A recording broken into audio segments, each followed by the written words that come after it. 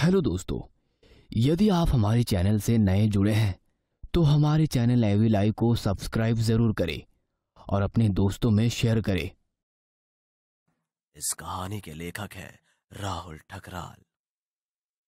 रिद्धि सहम जाती है, पर इस बार वो चीखती चिल्लाती नहीं है, बस चुपचाप अपने कमरे में चली जाती है और फिर अकेली सोचती रहती है कि आखिर उसके साथ हो क्या रहा है। उसे ही क्यों वो खून से भरा कुआं दिख रहा है। वो लड़का कौन है जो तालियां बजा रहा है, और वो किस लड़की का चित्र है। ये सोचते सोचते रिद्धि की आंख लग जाती है। रिद्धि को फिर वही संगीत गाने वाला सपना आता है।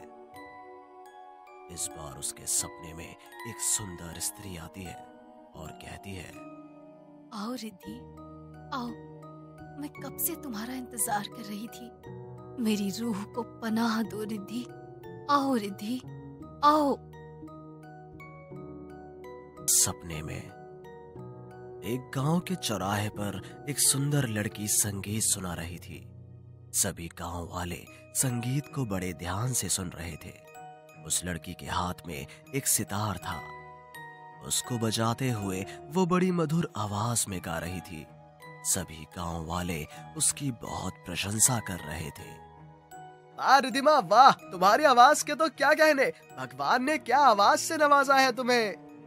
ऐसा कहकर सभी लोगों ने रिद्धिमा की झोली में कुछ सिक्के डाले। उसका संगीत गांव की भीड़ में खड़े राज्य के एक मंत्री ने भी सुन लिया था। मंत्री रिद्धिमा की आवाज से बहुत प्रभावित हुआ। उसने मन ही मन सोचा, ऐसी कला को तो इनाम मिलना चाहिए। इसे चौराहे पर नहीं, राजमहल में होना चाहिए। मंत्री राजमहल में जाकर राजा वीरेंद्र प्रताप को रिद्धिमा के बारे में बताता है। अच्छा, इतना मधुर गाती है वो लड़की, तो बुलाओ कल उसे राजमहल में। महल के सैनिक रिद्धिमा को अगले ही दिन राजमहल में आने का निमंत्रण देकर आते हैं। अगले दिन रिद्धिमा संगीत सुनाने राजमहल पहुंच जाती है। सामने राजा बैठा हुआ था। आसपास बैठे हुए थे मंत्री, और रिद्धिमा के लिए बीच में बड़ा आसन लगाया था। आदेश देते हुए राजा ने अपना हाथ ऊपर किया और संगीत सुनाने का इशारा किया। रिद्धिमा अपना संगीत सुनाने लगी। उसकी मधुर आवाज से सभी लोग बहुत मोहित हो गए। सभी लोग रिद्धिमा की वाह वाह कर रहे थे, पर एक शख्स था जिसकी तालियां राजमहल के कोने कोने को सुनाई दे रही थी। वो और कोई नहीं, वो था राजकुमार वीर, जो कि रिद्धिमा के संगीत का बहुत बड़ा प्रशंसक बन चुका था। राजा रिद्धिमा से बहुत प्रसन्न हुआ और सबके सामने रिद्धिमा को राजगायिका घोषित कर दिया। अब रिद्धिमा महल में ही रहने लगी। वो रोज दिन में अपना संगीत सुनाती और रात को अक्सर महल के आंगन में बने कुएं के आसपास टहला करती।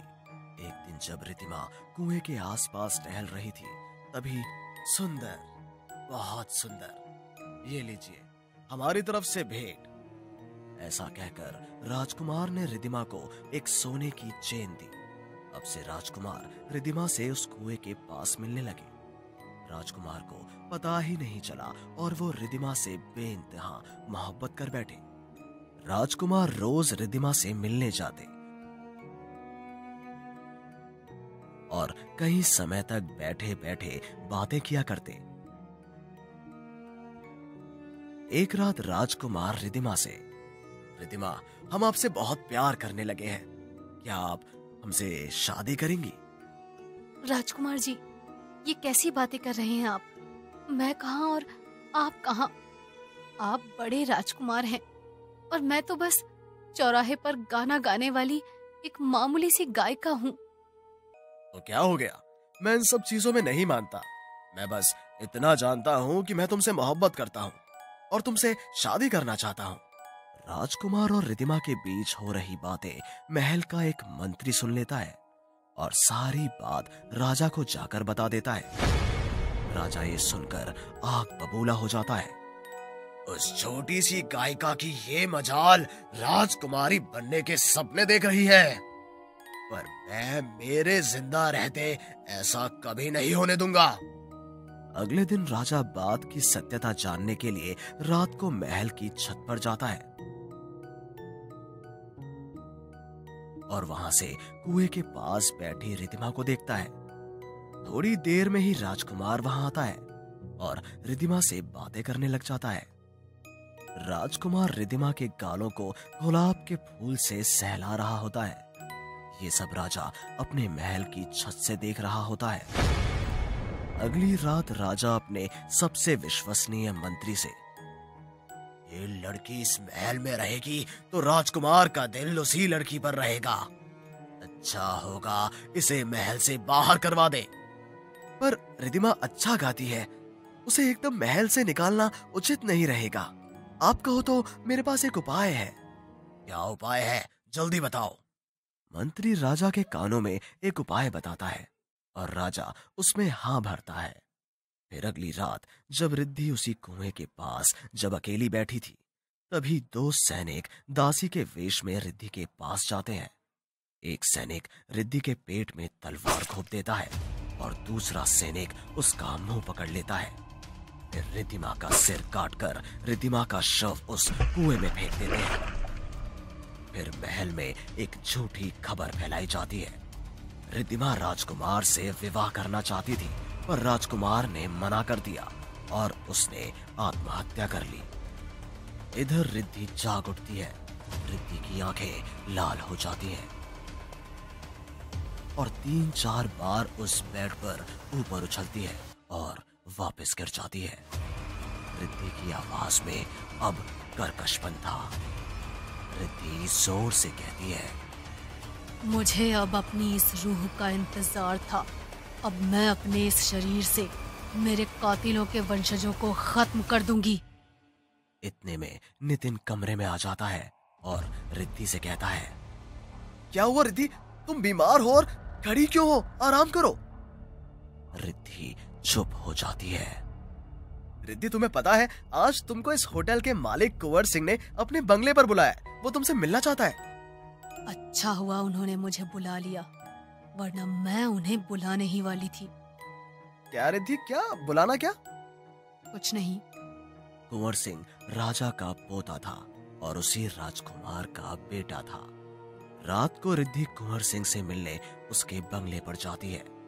साथ में नितिन भी जाता है, पर वो वेटिंग रूम में बैठा रहता है। रिद्धि अंदर जाती है। आइए आइए रिद्धि जी, बड़ा नाम सुना है आपका। जब मुझे पता चला कि आप हमारे ही होटल में ठहरी हैं, तो मैंने सोचा कि एक मुलाकात कर ली जाए। ऐसा कहते कहते कुंवर सिंह उठा और रिद्धि के गालों पर हाथ घुमाने लगा। क्यों रिद्धि जी, सही किया ना मैंने आपसे मिलकर? हाँ, बिल्कुल सही किया, मैं भी यही चाहती थी। ऐसा कहकर रिद्धि ने कुंवर सिंह की उंगली मोड़कर तोड़ दी। रिद्धि अब भयानक चुड़ैल बन चुकी थी। लाल आंखें, पेट के अंदर एक तलवार। ये सब देखकर कुंवर सिंह घबरा गया। कौन कौन कौन हो तुम? मुझे क्यों मारना चाहती हो? क्योंकि तुम्हारे दादा जो यहाँ के राजा थे, उन्होंने मुझे तुम्हारे महल में मार कर फेंक दिया था। मैंने सोचा तुम्हें छोड़ दूं, पर एक अकेली लड़की के साथ जबरदस्ती करने में तुम्हें तो मजा आता है ना। कुंवर सिंह बाहर भागने लगता है, पर दरवाजा खुलता ही नहीं है। चुड़ैल अपने पेट से तलवार निकालती है और कुंवर सिंह के पेट में घोंप देती है और फिर अपने नाखूनों को चुबा चुबा कर कुंवर सिंह के शरीर को छलनी कर देती है और कुंवर सिंह वहीं दम तोड़ देता है। चुड़ैल कुंवर सिंह के खून को अपने चेहरे पर लगा लेती है और इसी के साथ रिद्धि बेहोश होकर नीचे गिर जाती है। इस कहानी से एक ही सवाल उठता है, क्या रिद्धिमा ने राजा का बदला कुंवर सिंह से लेकर ठीक किया या नहीं? कमेंट बॉक्स में हमें जरूर बताइएगा। हेलो दोस्तों, यदि आप हमारे चैनल से नए जुड़े हैं तो हमारे चैनल एवी लाइव को सब्सक्राइब जरूर करें और अपने दोस्तों में शेयर करे।